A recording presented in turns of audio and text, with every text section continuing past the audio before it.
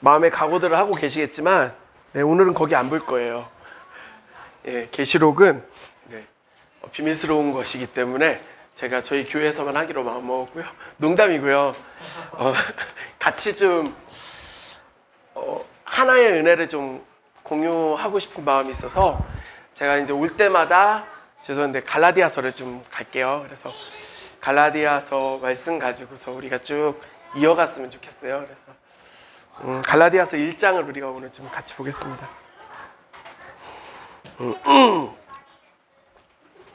갈라디아서 1장. 네.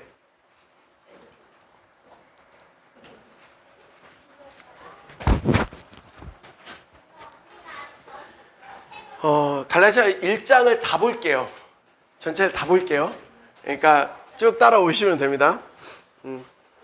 전에도 말씀드렸다시피 개역개정 성경이 아니기 때문에 당황스러워하지 마시고 그냥 세번역으로 제가 읽을 거니까 따라오시면 될 것 같아요. 읽겠습니다. 갈라디아서 1장 1절에서부터 마지막 절까지 읽겠습니다. 사람들이 시켜서 사도가 된 것도 아니요 사람이 맡겨서 사도가 된 것도 아니요 예수 그리스도께서 그리고 그분을 죽은 사람들 가운데서 살리신 하나님 아버지께서 임명하심으로써 사도가 된 나 바울이 나와 함께 있는 모든 믿음의 식구와 더불어 갈라디아에 있는 여러 교회에 이 편지를 씁니다. 우리 아버지 하나님과 주 예수 그리스도께서 내려주시는 은혜와 평화가 여러분에게 있기를 빕니다. 예수 그리스도께서는 하나님 우리 아버지의 뜻을 따라 우리를 이 악한 세대에서 건져주시려고 우리의 죄를 대속하기 위하여 자기 몸을 바치셨습니다. 하나님께 영광이 영원 무궁하도록 있기를 빕니다. 아멘. 여러분을 그리스도의 은혜 안으로 불러주신 분에게서 여러분이 그렇게도 빨리 떠나 다른 복음으로 넘어가는 데는 나는 놀라지 않을 수 없습니다. 실제로 다른 복음이 있는 것은 아닙니다. 다만 몇몇 사람이 여러분을 교란시켜서 그리스도의 복음을 왜곡시키려고 하는 것뿐입니다.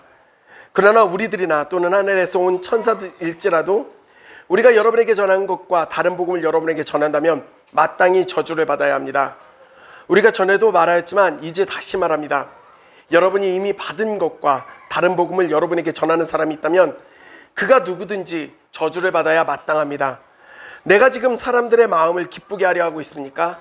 아니면 하나님의 마음을 기쁘게 해드리려고 하고 있습니까? 아니면 사람의 환심을 사려고 하고 있습니까? 내가 아직도 사람의 환심을 사려고 하고 있다면 나는 그리스도의 종이 아닙니다. 제가 10절까지만 읽을게요. 왜냐하면 시간이 너무 오래 걸릴 것 같고요. 설교가 길면은 은혜가 다 떨어지잖아요. 1절에서부터 오늘은 10절까지만 가지고 말씀을 전하도록 하겠습니다. 종교성을 모든 사람은 다 갖고 있어요. 이게 그러니까 본능 같은 거예요. 이 어떤 걸 보면 아냐면 고대 사회를 봐도요. 샤머니즘이라는 문화가 있어요. 왜 그러냐면 뭔가 절대적인 것에 대해 숭배하고자 하는 욕구가 우리 안에 있어요. 왜 그럴까요? 하나님께서 사람을 창조하셨기 때문에 알지 못하지만 그거에 대한 그 첫 창조의 기억들이 우리 안에 본능적으로 남아있어요. 그래서 큰 나무나 산 그리고 뭐 바위 같은 것들을 숭배하기도 하고요. 여러 우상들을 만들어서 그것을 숭배하기도 합니다. 종교성이 사람들에게 있기 때문에 종교는 계속해서 인류가 계속 역사를 이어오는 과정 가운데서는 계속 있었어요. 우리가 이제 익숙한 것이 무엇이냐면 기독교죠. 유대교에서부터 시작을 했고 기독교가 이제 예수 그리스도로 말미암아 되어진 다음에 그 맥락이 갈려집니다. 그래서 지금도 개신교와 어떤 게 나뉘어지죠? 카톨릭이 나눠집니다. 로마 카톨릭이 이제 서로 차이가 있는데 개신교가 왜 갈라져서 나왔죠? 언제 나왔죠? 그렇죠. 종교개혁 때 나왔죠. 그럼 왜 종교개혁이 일어났죠? 면죄부 좋습니다. 당시 시대적 상황에서 종교의 타락성이 상상을 초월합니다. 건물을 짓기 위해서 사람들에게 면죄부를 찍어내기 시작해요. 어떤 죄를 지어도 그 면죄부를 사면 용서를 받을 수가 있어요. 그러면서 사람들을 계속해서 통제하려고 합니다. 이 통제의 수단을 강하게 하려면 사람들이 똑똑해지면 안 돼요. 그래서 당시에 어떤 일이 있냐면 그 교회 지도자들이죠. 신부와 주교, 사제들이 성경을 일반인들에게 풀지 않습니다. 아시죠? 그래서 성경이 뭘로 해석이 되어져 있었죠? 번역이 뭘로 돼 있었죠? 라틴어로 돼 있었어요. 쓰지도 않는 라틴어로 해놓으니까 일반 사람들은 성경을 읽을 수조차 없었어요. 그러다 이런 교회의 타락이 하늘을 찌를 때 이제 이거에 대해서 큰 반론을 제기하며 반감을 가지고 일어난 사람이 등장을 합니다. 독일에서. 우리가 너무나도 잘 알고 있는 마틴 루터가 그랬죠. 마틴 루터가 종교개혁을 일으키면서 가장 먼저 한 일이 뭔지 아세요? 성경을 번역했습니다. 근데 이게 애석하게도 종교가 끊임없이 사람들을 통제하려고 하는 이 본능적인 그 행동들이 끊임없이 반복이 돼요. 그럼 우리가 지금 현재 살고 있는 현재에서는 종교라는 것이 사람을 통제하지 않는가 생각을 해보면 통제합니다. 심각해요. 저는 이것 때문에 많이 싸우고 있어요. 제 안에서 지금. 갈라디아는 어느 한 지역을 이야기하는 게 아니에요. 여러 지역을 한꺼번에 통칭하는 통칭으로 부르는 게 갈라디아 지역인데, 그러니까 우리가 지금으로 치면 이런 식이에요. 전라도 이러면 어느 도시가 아니잖아요. 여러 도시들을 하나로 묶어서 이제 갈라디아 지역인데, 바울이 2차 전도 여행 때 여기를 갑니다. 가려고 간 게 아니라 몸에 병이 나가지고 어쩔 수 없이 거기 머물러요.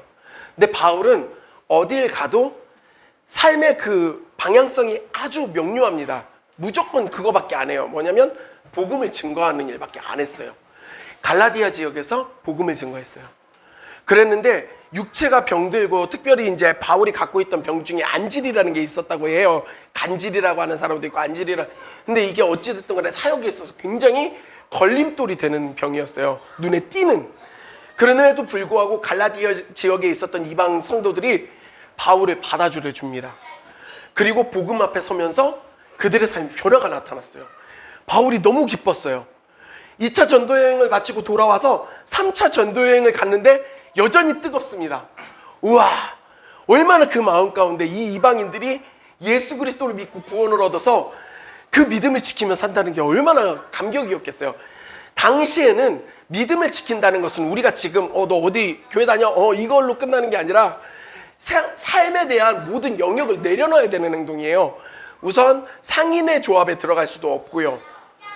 그 다음 우상 숭배를 하지 않기 때문에 많은 제약이 따릅니다. 그리고 로마는 황제 숭배 사상을 가지고 있기 때문에 박해를 당해요. 그럼에도 불구하고 예수 그리스도를 포기하지 않고 믿음을 지키고 있는 그들의 모습에서 또 바울은 감격했어요. 그렇게 그들을 떠나온 이후에 이상한 소문이 들리기 시작합니다. 그 갈라디아 지역에 있는 성도들이 잘못된 길을 가고 있다라는 이야기예요. 그게 뭐냐면 여기에 유입되었던 유대인들 중에서 그리스도인들이 있었죠. 먼저 기독교는요, 그렇게 시작이 된 거예요. 유대인들이 먼저 믿음으로써 시작이 된 거예요. 이게 점점 믿는 자들이 늘어나면서 이방인들까지 구원을 얻는 놀라운 역사가 일어나서 늘어난 거예요. 그리고 디아스포라, 유대인들이 그 지역을 떠나서 각 이방 지역으로 떠나다 보니까 거기에 유입이 돼서 정착하고 살다 보니까요, 자연스럽게 이방 성도들과 유대인인 성도들이 함께 예배를 드리고 함께 지낼 수밖에 없었어요. 그런데 이 상황 가운데서 유대인들이 유력한 자들이 될 수밖에 없었습니다. 왜 그럴까요? 율법을 아는 자들, 하나님을 아는 자들이었기 때문에요. 이방인들은요, 우상 숭배했던 사람이에요. 율법이나 하나님에 대해서 전혀 몰랐던 사람들이 예수 그리스도를 믿음으로 말미암아 구원받았다라고 해서 성도로 부르심을 받은 거고, 유대인들은 성경이 있어요. 말씀이 있고 그 하나님의 말씀을 지키면서 살았던 사람들이 예수 그리스도를 믿고 구원받았다고 하니까 자연스럽게 유대인들에게 높은 자리를 주는 거예요. 가르침의 자리를 주고. 그러면서 이들이 유입되면서 갈라디아 성도들에게 뭘 가르치기 시작하냐면, 너네 믿음으로 말미암아, 예수 그리스도를 믿음으로 말미암아 구원받는 거 맞는데 그것만으로는 안 돼. 그럼 반쪽짜리야. 구약의 율법을 다 지켜야 돼. 할례를 받아야 돼. 그래야지만 너희가 구원받을 수 있어 라고 가르치기 시작한 거예요. 이걸 들은 갈라디아 성도들이 흔들리기 시작합니다. 진짜? 맞는 것 같은데? 그래야 될 것 같은데? 이러면서 이 갈라디아 교회에 그런 복음이 무너져 내리는 너무나 안타까운 일이 일어난 거예요. 그래서 바울이 갈라디아 교인들한테, 성도들에게 지금 편지를 쓰고 있는데, 여러분들 바울 서신을 보시잖아요. 바울이 쓴 모든 서신의 첫 시작이 항상 문안 인사로 시작을 합니다. 굉장히 막 격해져 있어요. 감정이 너무 뜨거워요. 그리고 그들을 향한 사랑이 문안 인사에서 뚝뚝 떨어져요, 진짜 보면. 그런데 갈라디아서는 좀 달라요. 막 급박해요. 대충 빨리 앞부분에 얘기하고 나서 그냥 바로 본론으로 들어가는데, 뭐라고 얘기하냐면, 여러분을 은혜 안에 불러주신 분에게서 여러분은 이렇게 빨리 떠나 다른 복음으로 넘어간다고 하는데, 이거 사실이냐? 이 다음 장에 보면은 어리석은 갈라디아인들이요, 이렇게 표현하거든요. 이게 무슨 뜻이냐면, 야, 니네 미쳤냐? 이런 막 격한 표현들이 계속 나와요. 무엇이 문제였냐? 복음을 잃어버린 그들의 모습이 문제였거든요. 그러면 이 갈라디아서가 왜 오늘 현재를 살아가고 있는 우리들에게 꼭 필요한 말씀인가에 대해서 우리는 좀 고민을 해봐야 돼요. 저는 이제 교회를 개척해서 나와가지고 카페 운영을 하면서 주일에 저희 교회에서 예배를 드리고 있는데, 제가 주중 사역들이 있어요. 어제도요, 월요일 오전에 주부반 성경 공부를 갈라디아서로 하고 있고요. 목요일 저녁에는 청년부 모여서 그 로마서 갖고 지금 계속 말씀을 나누고 있거든요. 그런데 그 외에도 수시로 사람들이 찾아옵니다, 상담하러. 오늘도 와서 저하고 상담 한참 하고 갔어요.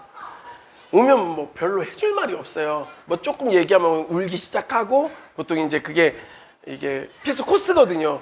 오늘 안 울고 진짜 잘 버텼어요, 이 여자애가. 나이가 좀 있는 애인데 오면 맨날 울어요. 근데 오늘 안 울고 진짜 막 조금 흘러내리는 거 닦으면서 막 참았어요. 저도 이제 너 많이 세졌다, 제가 칭찬해주고 다 끝나고 나가려고 하는데, 제가 그랬어요. 너는 자존감이 너무 낮아. 넌 진짜 너무 괜찮아. 멋져. 넌 예뻐. 넌 너무 하나님이 사랑하는 사람이야 라고 하자마자 갑자기 거기가 막 에이씨 그러더니 막 우는 거예요. 공동체 안에서 관계가 너무 힘들고 교회 안에서 채워지지 못함으로 인한 그런 막 아픔을 다 나누는데, 제가 얘기해 줬어요. 문제가 뭔지 아냐? 답은 아주 간단하다. 여러분은 이제부터 딱 그거를 접목시키면 돼요. 내가 신앙생활하는데 어려움이 계속 느껴지고 관계가 어렵고 교회 안에서 뭔가 은혜가 없고, 이 모든 원인이 하나입니다. 뭘까요? 복음을 잃어버리면 그렇게 돼요. 우리는 신앙생활하면서 어떤 이런 상태가 되어 있냐면, 복음은 기초 입문서 이런 느낌인 거예요. 예수 믿으면 구원받는다라고 하는 건 처음 내가 교회를 다니고 예수 믿었을 때 그때 입문서니까 하고 끝. 이 다음부터는 이제 살아가는데 중요한 것들에 대해서 깨달아가고 하나님 말씀 안에서 그걸 찾아내면 너무 좋을 것 같다라고 우리는 생각을 하는데, 여러분 이거는요 매우 잘못된 생각입니다. 왜냐하면 우리가 생각해 봐야 될 것은, 초대교회 성도들이요 믿음이 정말 좋았고 이들이 순교를 각오하면서까지 믿음을 지켜내잖아요. 우리는 지금 주어진 신약이라는 성경이 있지만 초대교회 성도들에게 신약이 있었을까요? 없었을까요? 없었어요. 생활에 대한 부분들이 이걸 어떻게 해석해낼까가 없었어요. 그럼 그들이 그 엄청난 박해와 고난, 삶의 어려움들을 이겨낼 수 있었던 이유가 뭔가를 찾아보면 아주 명료합니다. 예수 그리스도 복음이 있었기 때문에 그래요. 근데 어느 순간부터 교회가 복음을 잃어버립니다. 그럴듯한 말들을 합니다. 야, 요즘 이제 되게 심각한 거죠. 주일 성수. 온라인 예배 끝났는데 성도들이 교회를 안 나오기 시작해요. 주일 성수 해야 된다고. 주일 성수 안 하면 하나님이 기뻐하시겠냐고. 저 어릴 때 그런 거 있었어요. 교회 다닐 때. 집사님 한 분이 놀러 가다가 교통사고로 돌아가셨어요. 그랬는데 막 어떤 분들이 그런 얘기 하시는 거예요. 주일 성수 안 하고 놀러 가니까 벌 받은 거라고. 제가 그 어린 시절에 그 얘기가 너무 세게 다가와서, 야 큰일 났다. 주일날 어디 놀러 가면 죽겠구나. 뭐 이제 두려움 이거예요. 그리고 또 뭐 보면 헌금, 봉사 이런 것들을 교묘하게 얘기해서 이거 안 하면 뭔가 그게 눌리고 막 그래요. 여기에 이제 그래도 층이 젊은 분들이니까 다들 젊잖아요. 저 건반 치시는 분이 제일 젊고, 그죠? 제일 어려요. 네. 네. 근데 많은 청년들과 청소년들을 만나보잖아요. 신앙생활하는 그들 가운데 느껴지는 참 안타까운 모습이 죄책감이에요. 정죄함. 스스로 되게 정죄감에 빠져있는 사람들. 언제 보면 나타나는 줄 아세요? 수련회 첫째 날 저녁 때. 주님 만나주세요. 막 이걸 계속해요. 막 난리를 펴요. 그럴듯하죠. 괜찮죠. 그러면서 막 왜 그러냐 그러면 제가 너무 멀리 떠나 있었어요. 저 하나님이 저를 지금 가까이 하시기엔 제가 지금 문제가 너무 많아요. 막 이런 얘기들을 막 하는데 고민이 생기죠. 그리고 갸우뚱해집니다. 이거 뭔 소리지? 만약에 우리가 무언가를 해서 구원을 받아야 되는 상황이라고 한다면, 우리가 뭘 해야지만 하나님이 우리를 사랑하는, 이게 기브 앤 테이크의 관계라면 예수님이 이 땅에 절대 안 오시죠. 왜 오세요? 그런데 로마서 5장 8절에 뭐라고 나와 있냐면, 우리가 아직 죄인되었을 때 그리스도께서 우리를 위하여 죽으심으로 하나님께서 우리에 대한 자기의 사랑을 확실하게 증명하셨다고 그래요. 우리는 한 게 아무것도 없는데 예수님이 우리를 위해서 그냥 죽으신 거예요. 내가 죄인일 때. 그러면 이 말씀이 위배되는 거예요. 우리가 그 생각을 한다는 건. 자꾸 공로주의가 들어가요. 율법주의는 어려운 게 아니에요. 멀리 있는 얘기가 아니라 공로. 내가 뭐 해야지 된다. 내가 뭐를 이뤄내야 된다. 내가 하나님 뜻대로 뭘 해야 된다라는 그런 마음이 우리 안에 너무 가득한 거예요. 근데요, 신앙생활은 그러지 않아요. 오늘도 온 그 친구한테 막 그러는 거예요. 리더를 그만두고 싶고 찬양단을 그만두고 싶고 말해서 그만둬. 괜찮아. 어떻게 그래요? 제가 아니 그만둬. 괜찮아. 우리가 뭘 해야 하나님이 우리를 사랑한다고 한다면 우리는 사랑받을 존재들이 아니거든요. 자격이 없어요. 고백은 한다니까 맨날. 자격 없는 내 힘이 아닌. 그런데 맨날 자격 있는 내 힘으로 만들려고 엄청나게 노력을 해야 됩니다. 교묘하게 이걸 바꿔놓는데 우리가 기억해야 될 것은 아주 단순합니다. 다른 복음은 없다는 거예요. 우리는 조금 다른 복음이지, 조금 다른 거야. 아니요. 다른 건 다 가짜입니다. 그런데 제가 이 이야기를 하면서 많이 찔리는 게 뭐냐면, 그럼 오늘날 성도들에게 이런 사고관념을 누가 넣어줬는가? 이거 생각하면 제가 또 이제 분노가 막 치밀어 오르죠. 병날 것 같아요, 요즘에. 왜냐면 제가 어제도 막 얘기하다가 나중에 집사님들이 더 흥분하시고 이제 자기네들이 화낼 테니까 조금 덜 성내라고 막 성나는 게 막 느껴져요. 막 열받아요. 그래서 막 전화를 할까 사역자들한테 우리 다 지옥 갈지도 모른다고 막 얘기하고 싶고 막 이런 마음인 거예요. 되게 재수없겠지만 전화하고 싶어요. 근데 맞아, 죄송합니다. 제가 수위 조절을 해야 되는데 저희 사역자 그룹 안에서 많은 문제점들이 발견되고 있는 것 같아요. 그래서 진짜 화가 나요. 왜냐하면 성도로 하여금 성도들이 똑똑해지는 걸 누가 제일 싫어할까요? 물어봤는데 다 대답을 해요. 누가 제일 싫어할 것 같으세요? 담임 목사님이 성도들이 똑똑해지는 걸 싫어합니다. 왜냐하면 맹목적으로 따라오기를 원하거든요.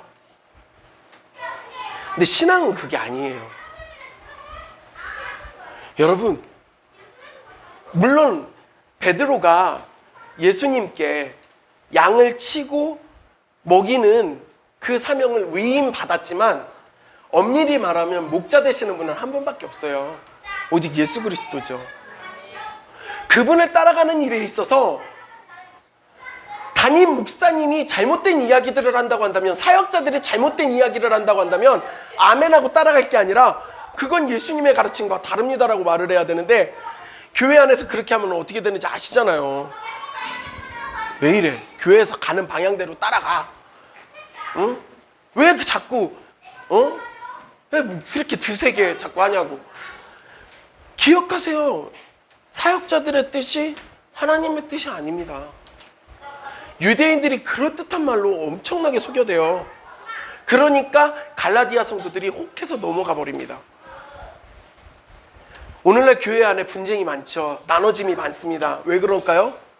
복음이 없어서 그래요. 오늘날 교회가 능력을 잃어버렸죠. 왜 그럴까요? 복음을 잃어버려서 그래요. 왜냐? 복음이 능력이거든요. 생각해 보세요.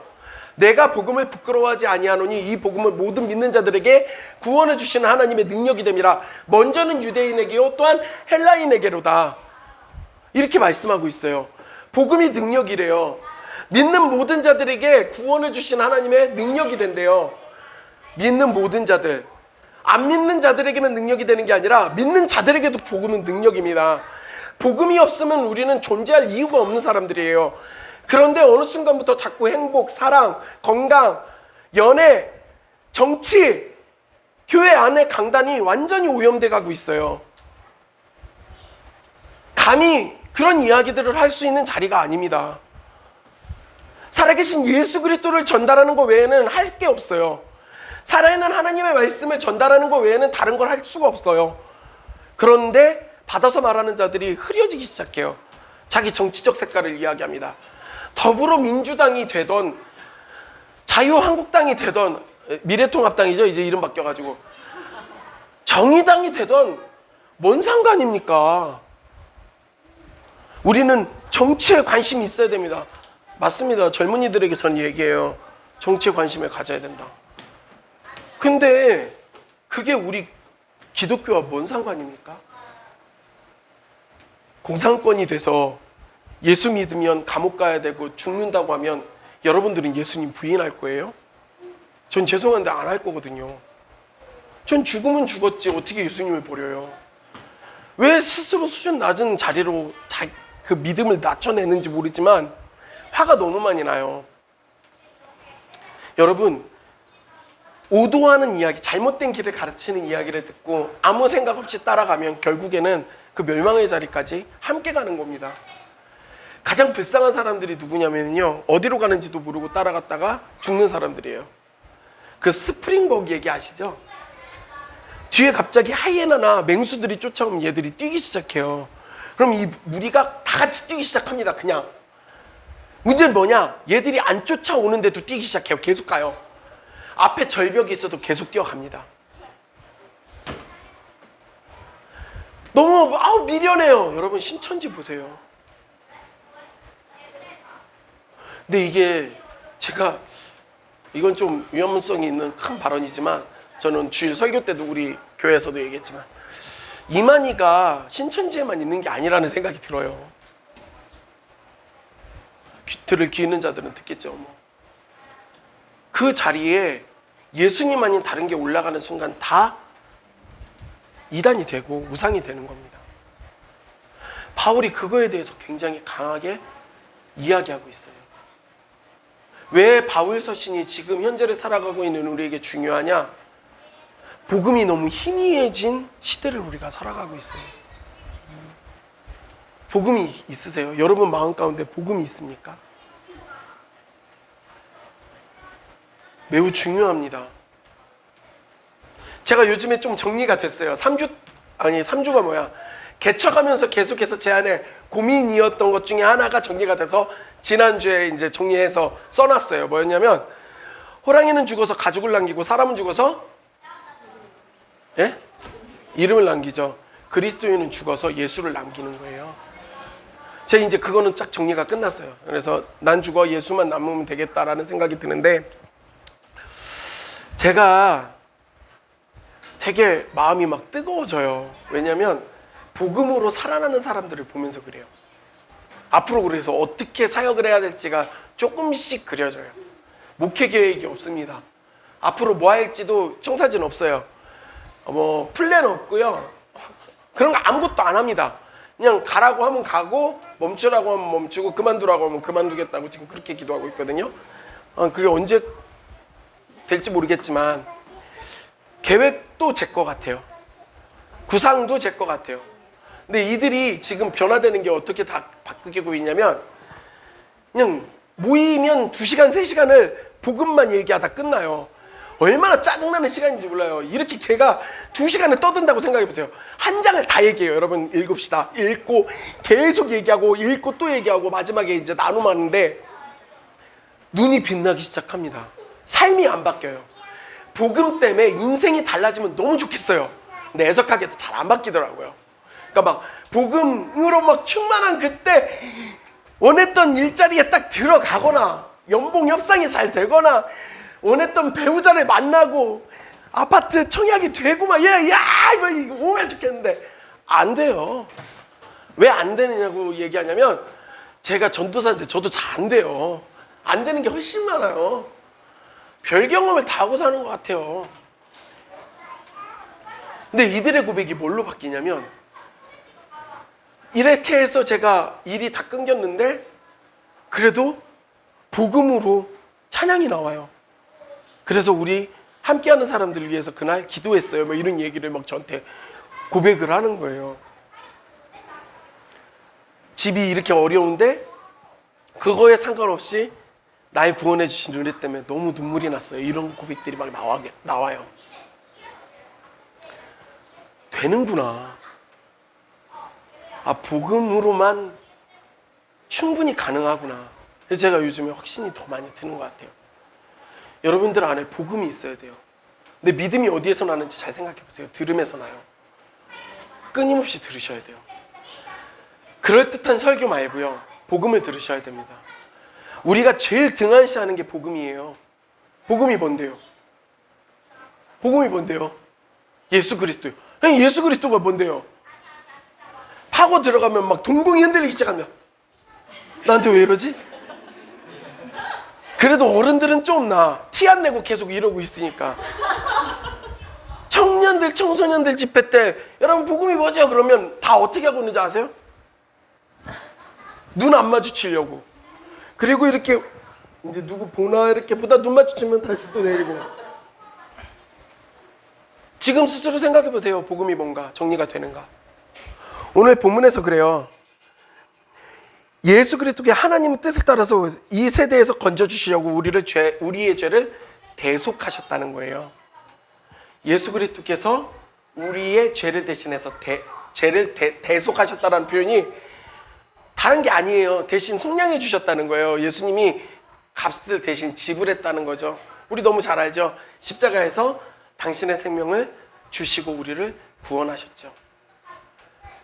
이제부터 교회 안에서 뭔가 체계적인 일들과 봉사, 헌금, 신앙생활하는 자세 이런 것들을 가지고 여러분들을 누르거나 정죄한다고 한다면 솔직하게 얘기하면 우선 한 번은 싸우시고요.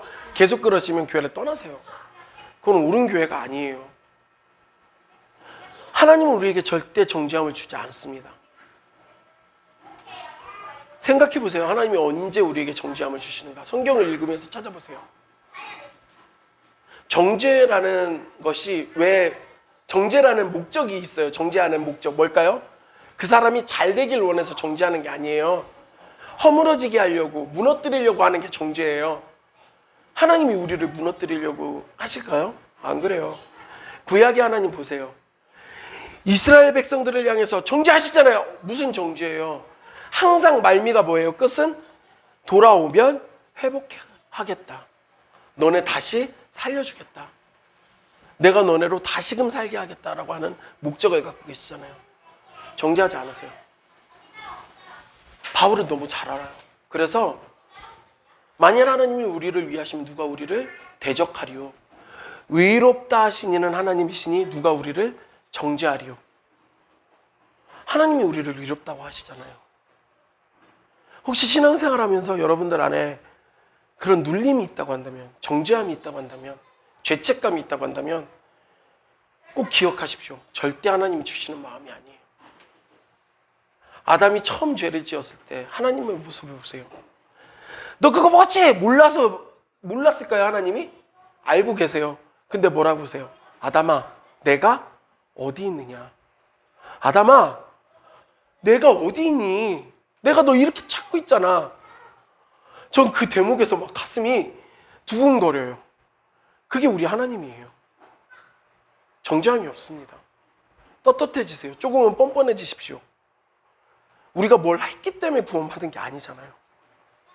그래서 오늘 선곡을 하면서 시작된 내라는 찬양이 그거였어요.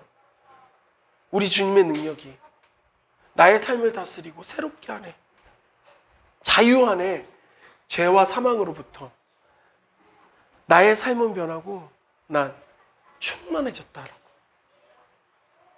이렇게 살아가는 자들의 삶에는 이제 세상과 모든 것들은 없고 구속한 주님만 보이게 돼요. 저는 여러분들이 그렇게 되기를 원합니다. 돼요. 가능합니다. 내 능력으로 사는 게 아니에요. 우리는 그러고 싶잖아요. 이기고 싶잖아요. 못 이겨요. 어떻게 이깁니까? 죄송한데 못 이깁니다. 매주 5명밖에 안 되는 그 청년들이 성경 공부 마치고 나갈 때 제가 꼭 그들에게 얘기해요. 말하다가 그냥 울컥울컥해요. 그 되게 눈치 없고 제가 되게 좀 주책이죠. 동생들 같고 조카 같고 막 그래요. 얘네들이. 제가 뭐라고 하냐면 한 주 동안 잘 견디다 와. 버텨. 제발 버텨. 복음으로 버텨. 못 이겨도 되니까 기어서라도 다시 와. 그리고 그때 다시 또 얘기하자. 진짜 얼마나 신기하냐면 지난주 같은 경우에는 왔는데 애들 표정이 다 죽상이야. 너무 힘들어가지고 실제적으로 어려움들도 있었고 막 이랬는데 말미 됐는데 고백하면서 같이 간증하는데 애들이 그래요. 하나애가 자기가 너무 은혜라고. 처음 왔을 때만 해도 마음이 너무 어렵고 힘들었는데 그게 어디 갔는지 찾아지지가 않는다고. 복음이 그렇게 만들더라고요. 저는 위드가 그렇게 됐으면 좋겠습니다. 여러분들이 그렇게 됐으면 좋겠어요. 복음에는요, 놀라운 파급 효과가 있어요. 복음으로 충만하고 복음으로 살아난 사람들은요, 주위 사람들이 그 선한 영향력들을 나타냅니다. 그리고 공명이 일어나기 시작해요. 그 복음 앞에 서 있는 사람들이 함께 진동하기 시작하죠. 초대교회가 뜨거웠던 이유는 그 복음의 공명이 일어났기 때문에 그래요. 오늘날 무엇이 하나됨을 잃어버리게 하냐? 복음이 없으니 공명이 일어나지 않아요. 함께하지 않아요. 넘어져요. 무너져요. 복음을 회복해야 됩니다. 그럴듯한 말들에 속지 마세요. 다른 복음은 없나니 현혹되지 마십시오. 타협해서는 안 돼요. 공로주의적인 것들이 나한테 무엇인가를 생각해 보세요. 갈라디아서 말씀을 같이 계속 나눌 거거든요. 정말 너무 좋습니다. 이거를 그래서 루터가 뭐라고 했냐면 그 대헌장이라고 했어요. 은혜의 대헌장. 이 갈라디아서가 그래요. 전 요즘에 갈라디아서, 로마서, 그리고 또 시작한 게 고린도전서 하고 있거든요. 죽을 것 같아요. 너무 좋아서.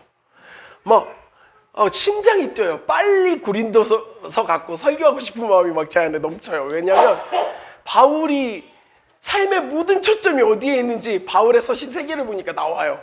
그래서 지금 저희 성경 공부반은 로마서 끝나고 다음 바울 서신 뭐 갈 건지 자기들끼리 논의하고 있어요. 네, 하는 사람은 생각도 안 하지만 진짜 그렇습니다.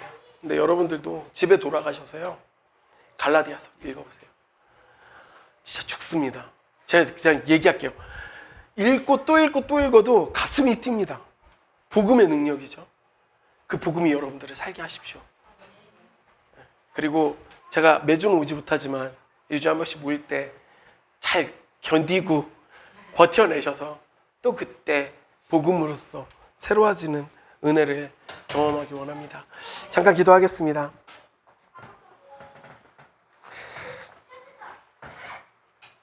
하나님, 보이고자 하는 것들이 참 많습니다. 욕심이죠. 내가 드러나고 싶습니다. 내가 인정받았으면 좋겠습니다. 내가 무언가를 했으면 좋겠습니다. 내 힘으로 그 일들을 이루고 싶습니다. 결국 그것이 사람에게 좋게 하고자 하는 우리의 마음이지 않았습니까? 하나님, 그런 우리의 연약함을 용서하여 주시옵소서. 다시 복음 앞에 섭니다. 복음이 능력됨을 우리는 믿고 나아갑니다. 이 자리에 있는 한 사람 한 사람을 주님 기억하여 주시고, 이 소중한 지체들이 복음을 가지고 세상에서 견디어내게 하여 주시옵소서. 이기게 하여 주시옵소서. 날마다 복음의 능력을 경험케 하시며 복음이 새롭게 하는 그 인생을 날마다 살아가게 하여 주시옵소서. 감사드리며 예수님의 이름으로 기도드렸습니다. 아멘.